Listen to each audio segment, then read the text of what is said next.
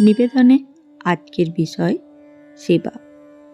সেবা মানে শুধু দান নয়, ভালোবাসা দিয়ে সাহায্য। মা বলতেন, মানুষের সেবা ঈশ্বরের সেবা।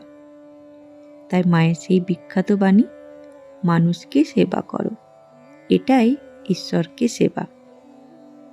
আপনার চারপাশে অনেকেই আছে যারা সাহায্যের অপেক্ষায়। এক গ্লাস জল, একটুখানি সান্ত্বনা, এটাও সেবা। মা শারদা নিজে অসুস্থ মানুষকে সেবা করেছেন, যেন ঠাকুরকে সেবা করছেন। তাই মায়ের এই বাণী মনে রেখে মানুষের মুখে হাসি ফোটানোকে নিজের পূজা ভাবুন। আচ্ছা, আপনি কি আজ কাউকে সেবা করেছেন? কমেন্টে জানান। ধন্যবাদ। জয় মা, জয় ঠাকুর।